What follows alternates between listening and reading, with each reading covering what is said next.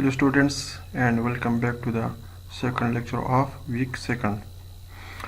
So last time हमने पढ़ा था कंप्यूटर आर्किटेक्चर एंड ऑर्गेनाइजेशन, उसके बाद हमने पढ़ा था structure of the components of computer and उसमें फिर हमने डिटेल से पढ़ा था internal structure of CPU. So it was a quick review of what we have studied in the last lecture. अब आगे जाते हैं जनरेशन की तरफ. कंप्यूटर जनरेशन डिस्कस करते हैं कि what is computer generation and how many computer generation we have till now. So actually generation होती क्या है और जनरेशन हमें क्या बताती है. जनरेशन एक्चुअली कंप्यूटर को अगर हम क्लासीफाई करें तो उसको हम नाम देते हैं जनरेशन का. ठीक है. जनरेशन एक्चुअली किस बेस पे हम क्लासीफाई करते हैं कंप्यूटर्स को हम क्लासीफाई करते हैं कि उसमें हार्डवेयर जो यूज़ हुए हैं वो कौन सी टेक्नोलॉजी के यूज़ हुए हैं, उसी बेसिस पे हम क्लासिफिकेशन करते हैं कंप्यूटर्स के. ठीक है. फॉर एग्ज़ाम्पल आप लोगों के केस में हम क्लासिफिकेशन करते हैं. स्टूडेंट्स के लिए एक फेल होता है और दूसरा पास होता है. ठीक है. इन दोनों की क्लासिफिकेशन किस बेस पे होती है. क्लासिफिकेशन इस बेस पे होती है कि कौन से स्टूडेंट के मार्क्स 33 या 50% से एबोव हैं और कौन से स्टूडेंट्स के मार्क्स 50% से बिलो हैं. तो जिनके मार्क्स 50% से एबोव है दे विल बी कंसिडर्ड पास, और जिनके मार्क्स 50% से बिलो है सो they will be considered fail. इसी तरह कंप्यूटर्स को क्लासिफिकेशन के लिए हम ये क्या यूज़ करते हैं, हम जनरेशन्स यूज़ करते हैं. ठीक है. तो जनरेशन अब हम स्टडी करेंगे तो आप लोगों को फिर आइडिया हो जाएगा कि what actually generation means.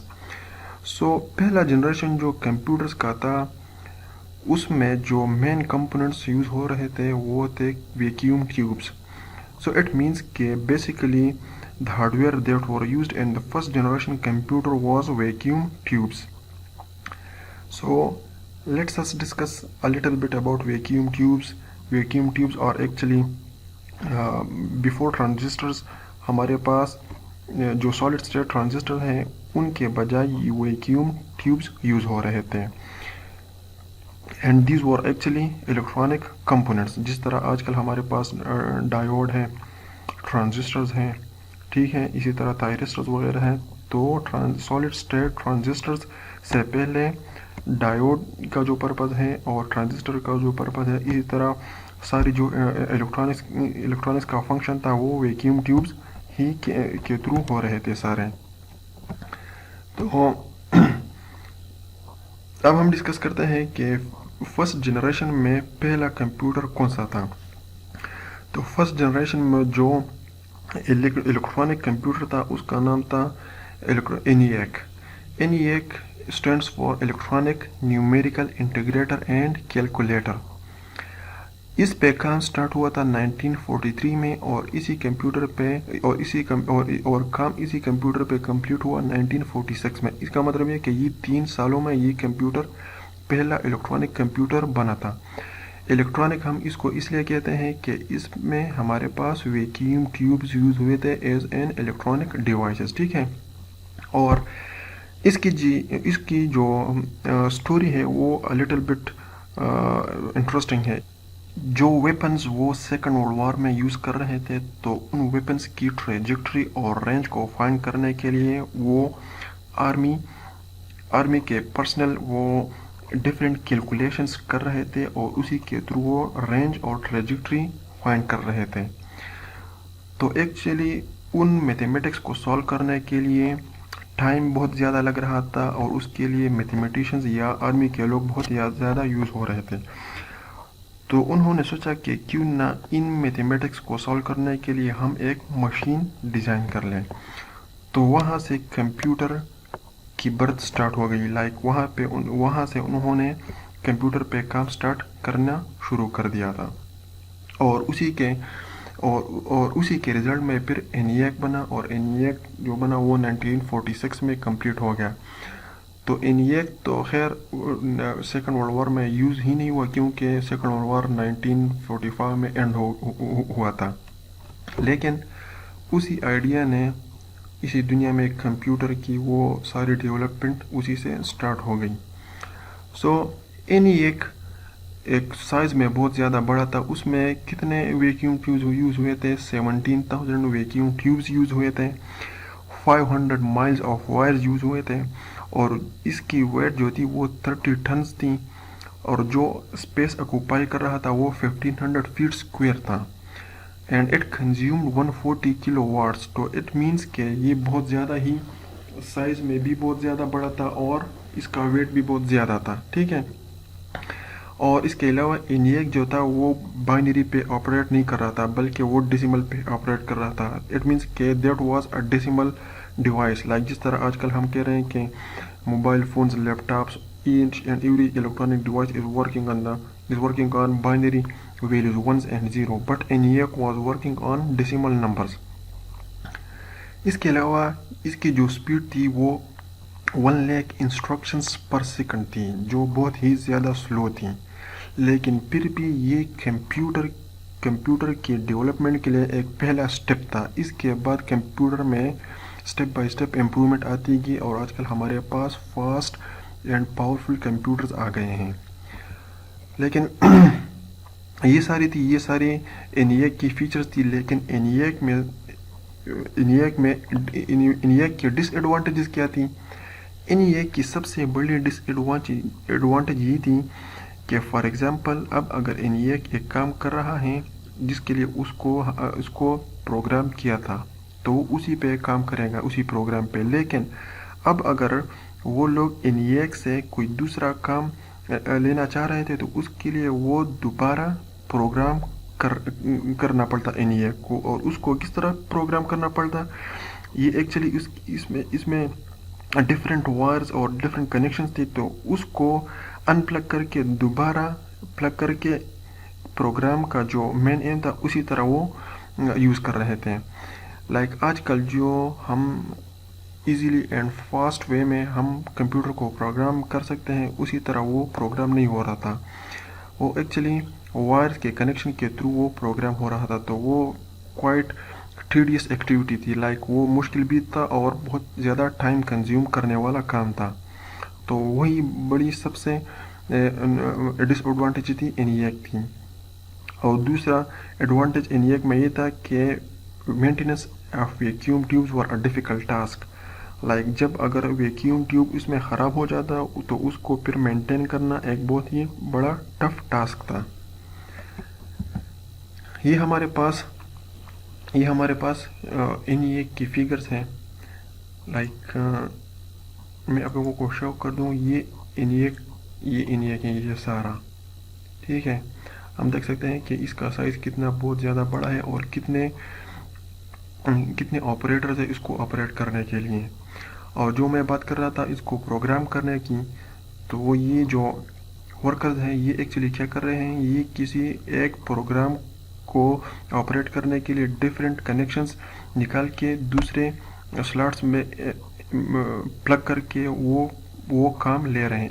It means के this was actually the programming of ENIAC, which was a tedious and time consuming activity.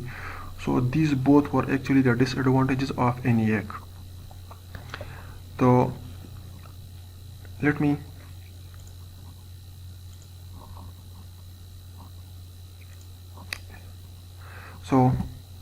इसके बाद तो हमने डिस्कस कर लिया डिसएडवांटेज इन ENIAC, और वो ये था कि प्रोग्रामिंग उसमें मुश्किल थी. तो उसके बाद एक साइंटिस्ट था, वॉन न्यूमैन नाम था उसका, और वो इसी ENIAC का कंसल्टेंट था. तो उसने ENIAC के इसी प्रॉब्लम पे काम स्टार्ट कर लिया कि यार इस ENIAC में ये जो प्रॉब्लम है प्रोग्रामिंग का, let me remove this problem. सो उन्होंने और उसके कोलीग्स ने एक कॉन्सेप्ट इंट्रोड्यूस कर लिया जिसको कहते हैं स्टोर्ड प्रोग्राम कॉन्सेप्ट. ये जो मैंने हाईलाइटेड लिखा है ये प्रोग्राम उन्होंने इंट्रोड्यूस कर लिया, स्टोर्ड प्रोग्राम कॉन्सेप्ट.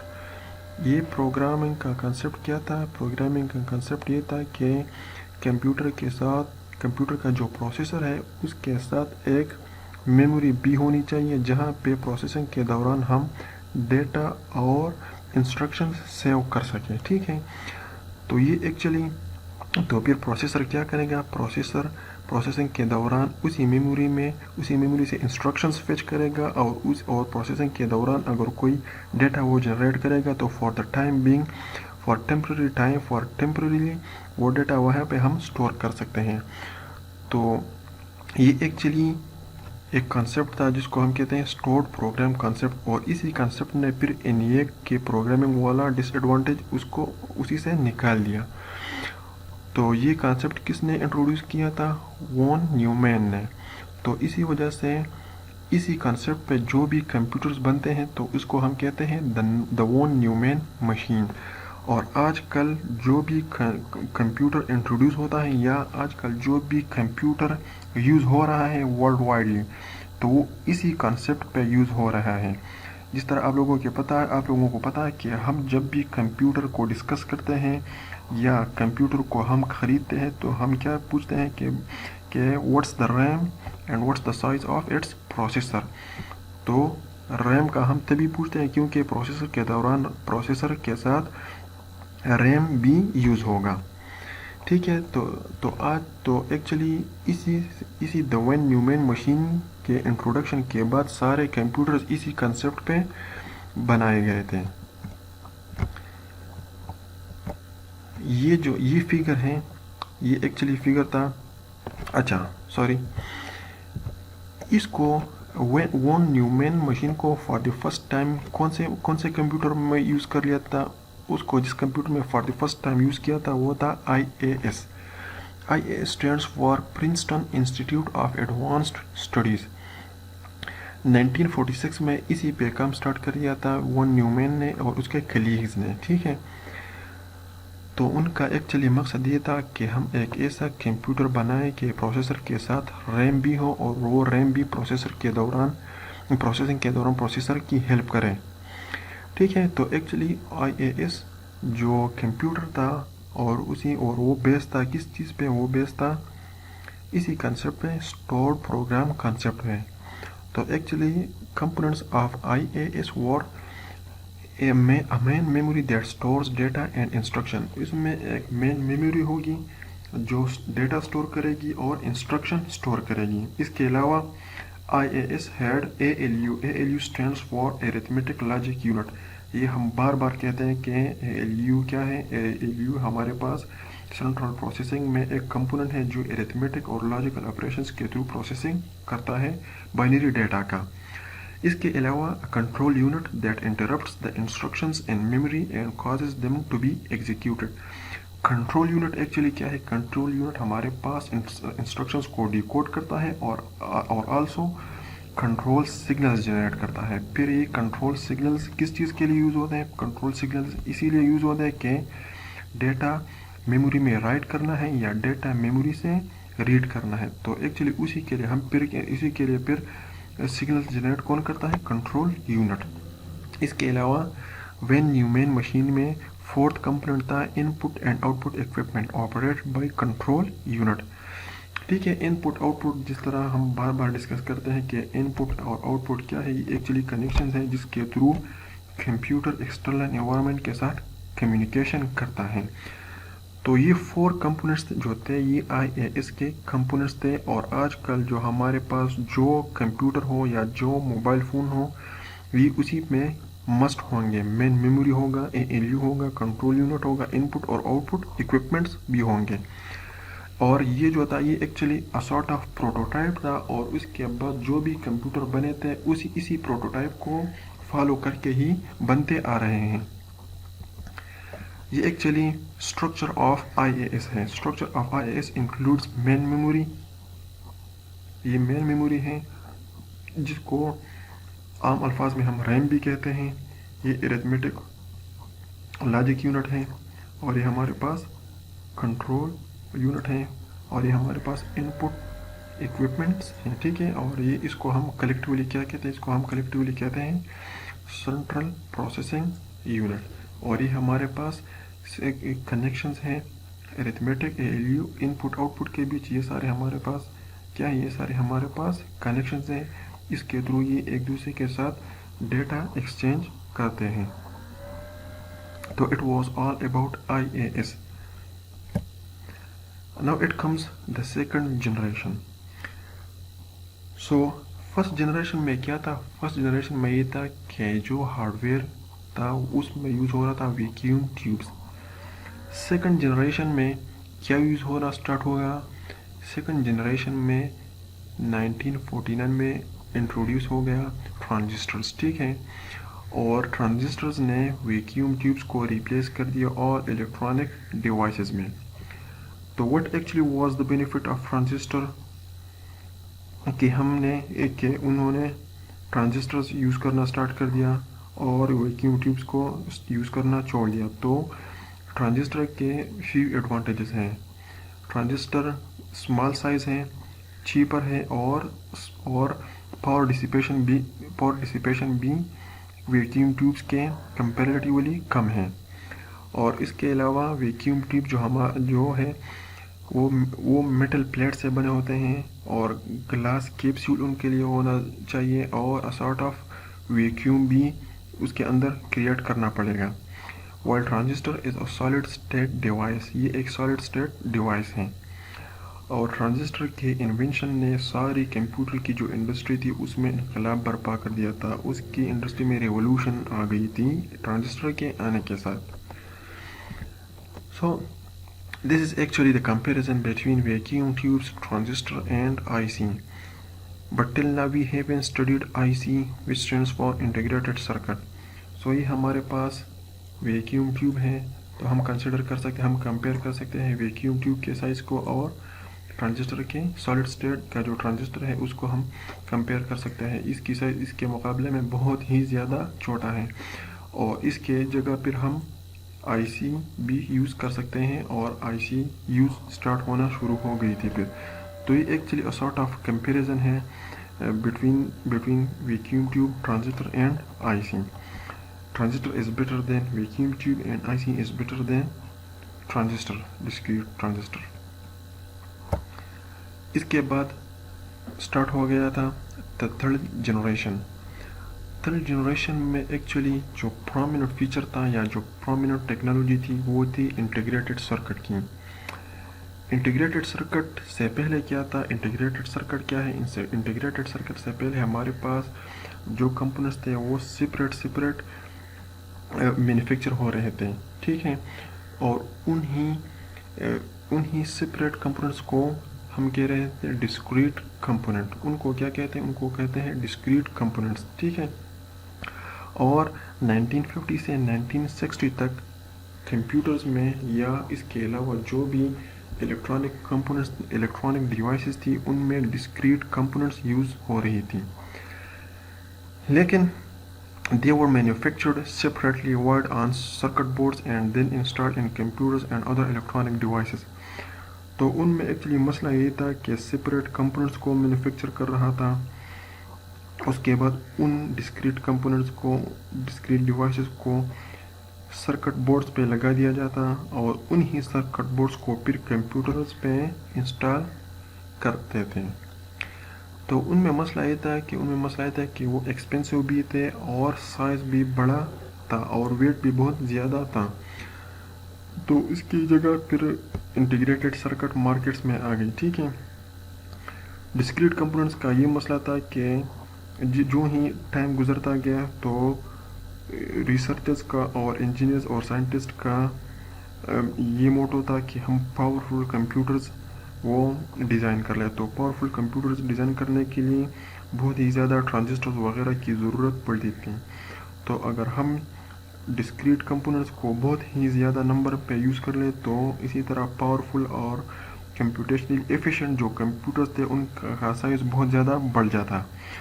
تو اسی لحاظ سے پھر انٹیگریٹڈ سرکٹ پہ انہوں نے توجہ دی کہ ہم اس طرح وہ ٹیکنیک لے آئیں کہ اس میں ہم بہت ہی زیادہ کمپوننٹس کو ایک اسمال آئی سی پہ انکلوزڈ کر سکیں. اس کا اندازہ آپ یہ لگا سکتے ہیں کہ جو ارلی کمپیوٹرز تھے ان میں 10,000 ٹرانزسٹرز یوز ہو رہے ہیں. تو آپ خود اندازہ لگا لیں کہ آج کل جو fast and efficient computers use हो रहे हैं तो उनके लिए फिर कितने डिस्क्रीट ट्रांजिस्टर्स यूज़ होंगे। तो इसी वजह से ये एक इंडस्ट्रीज वालों के लिए एक मसला बन गया था कि हमें ऐसी टेक्नोलॉजी अडॉप्ट करनी चाहिए कि जिसमें हमारे पास कम से कम ट्रांजिस्टर्स, ज़्यादा से ज़्यादा ट्रांजिस्टर कम से कम स्पेस ऑक्यूपाई कर सकें। तो इसी मसले को हल करने के लिए 1958 में माइक्रो इलेक्ट्रॉनिक्स का फील्ड वो इंट्रोड्यूस हो गया। Micro mean small and electronic mean electronic component. इसका मतलब ये है कि हम एक ही ऐसी टेक्नोलॉजी इंट्रोड्यूस कर सकें कि हम छोटे से एरिया में बहुत ही ज़्यादा इलेक्ट्रॉनिक कंपोनेंट्स को जमा कर सकें। तो एक्चुअली कंप्यूटर का फंक्शन क्या है? कंप्यूटर का फंक्शन है storage, movement of data, storage of data, processing of data and control functions. तो कंप्यूटर को अगर ये सारे फंक्शंस करने हो तो उसके लिए सिर्फ और सिर्फ दो इलेक्ट्रॉनिक कंपोनेंट्स की या दो इलेक्ट्रॉनिक डिवाइसेस की ज़रूरत है। The first one is gets and the other one is memory cells. Gets की ज़रूरत है और मेमोरी सेल्स की ज़रूरत है। इसका ये मतलब है कि कंप्यूटर में मेन फंक्शन ये दो कंपोनेंट्स ही करते हैं और इन दोनों के बीच जो इंटरकनेक्शंस हैं वही सारा कंप्यूटर्स बनाते हैं, ठीक है। तो what actually gets perform? Gets actually implements a Boolean function and controls the data flow. ये डेटा का जो फ्लो है उसको कंट्रोल करता है और बूलियन फंक्शंस को इम्प्लीमेंट करते हैं। और मेमोरी सेल्स क्या करते हैं? मेमोरी सेल्स का फंक्शन ये है कि वो 1 बिट डेटा को स्टोर करते हैं, ठीक है। तो a computer can be constructed by the interconnection of these fundamental devices. इसका मतलब ये है कि हम कंप्यूटर को इन दो कंपोनेंट से डिज़ाइन कर सकते हैं। लाइक इसका मतलब ये है कि कंप्यूटर में हमारे पास मेन जो कंपोनेंट्स हैं वो यही दो हैं। Data storage is provided by memory cells, ठीक है। डेटा स्टोरेज कंप्यूटर का एक फंक्शन है तो वो कौन करता है? तो वो मेमोरी सेल करता है। Data processing is provided by gets. So computer का दूसरा फंक्शन क्या है? Data processing. वो कौन करता है? वो गेट ही परफॉर्म करते हैं। Data movement from memory and to memory is done by gets. Memory और प्रोसेसर और मेमोरी के दरमियान जो डेटा का एक्सचेंज है वो कौन कंट्रोल करता है? वो भी गेट कंट्रोल करते हैं। Control function is also perform by these two devices. Control function जो है वो भी ये दोनों डिवाइस ही करते हैं। किस तरह करते हैं? Data on input is stored when right control signal is on and data on input is moved to output when read control signal is on। इसका मतलब ये है कि हमारे पास ये एक बाइनरी स्टोरेज है। यहाँ पे हम इनपुट प्रोवाइड कर रहे हैं और ये हमारे पास रीड और राइट है। अगर हम इनपुट पे डेटा स्टोर करना चाहते हैं तो हम इसी सिग्नल को एक्टिवेट करेंगे। अगर हम इस डेटा को आउटपुट पे सेंड करना चाहते हैं तो हम राइट के सिग्नल को एक्टिवेट कर लेंगे। इसका मतलब ये है कि हम डेटा को स्टोर और ट्रांसमिट करने के लिए बाइनरी सेल यूज़ करते हैं, ठीक है। तो इसका मतलब ये है कि हमारे पास मेन जो कंपोनेंट्स हैं कंप्यूटर के वो हैं लॉजिक गेट्स और दूसरा है बाइनरी सेल्स, ठीक है। इसके बाद इंटीग्रेटेड सर्किट एक्चुअली क्या है कि स्मॉल एरिया में हम बहुत ही ज़्यादा कंपोनेंट्स को वो कंबाइन कर सके, जमा कर सकें। A large number of computers in a small area is called IC. IC क्या है? आईसी है कि स्मॉल एरिया में हम बहुत ज़्यादा कंपोनेंट्स को जमा कर सकें और उसी से अपना हम फंक्शन परफॉर्म कर सकें। Not only were integrated but also circuits were fabricated in a small chip। इसका मतलब ये है कि इंटीग्रेटेड सर्किट में हम सिर्फ कंपोनेंट्स को जमा नहीं कर सकते हैं बल्कि हम एक आईसी चिप में एक सर्किट भी फैब्रिकेट कर सकते हैं।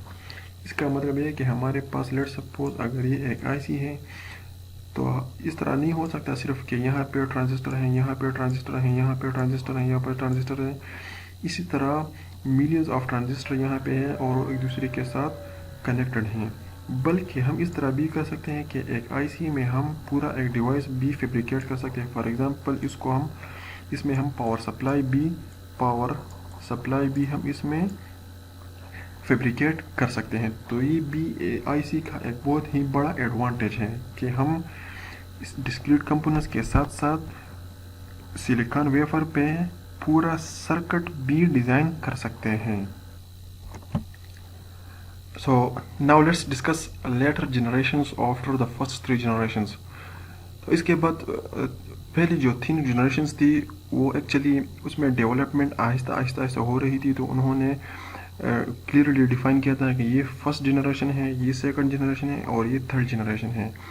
لیکن جب آئی سی انٹروڈیوس ہو گئی اور اس کے بعد پھر ہمارے پاس آئی سیز میں بھی ایڈوانسمنٹ ہو رہی تھی, جس طرح LSI آ گیا. LSI stands for large scale integration, جس میں ایک چپ میں 1000 کمپوننٹس آ رہی تھی. اسی طرح VLSI very large scale integration, اس میں 1 ملین کمپوننٹس وہ انٹیگریٹ ہو رہی تھی. اس کے بعد ultra large scale integration introduced ہو گئی, جس میں more than 1 million components integrate ہو سکی تھی. تو اس کے بعد ایکچولی کیا ہوا, اس کے بعد ایکچولی بہت ہی زیادہ کم ٹائم میں ایڈوانسمنٹ آ رہی تھی. تو یہ جنریشن کا جو اسپیسیفکیشن تھا یہ آئیڈینٹیفائی کرنا بہت مشکل ہو گیا تھا کہ یہ کون سا جنریشن ہے اور یہ کون سا جنریشن ہے. تو اس کے بعد جنریشن کا ایسا کانسیپٹ اسی طرح ختم ہو گیا تھا. تو یہ تھے ہمارے پاس آل دا جنریشنز آف کمپیوٹرز. اسی طرح آگے پھر ہمارے پاس مائکرو پروسیسر انٹروڈیوس ہو گیا. مائکرو پروسیسر ایکچولی کیا تھا؟ مائکرو پروسیسر اس سے پہلے جو ہمارے پاس سینٹرل پروسیسنگ یونٹ تھا وہ کس طرح ڈیزائن ہو رہا تھا. سینٹرل پروسیسنگ یونٹ میں ہمارے پاس کنٹرول یونٹ ہے اور ایرتھمیٹک لاجک یونٹ ہے.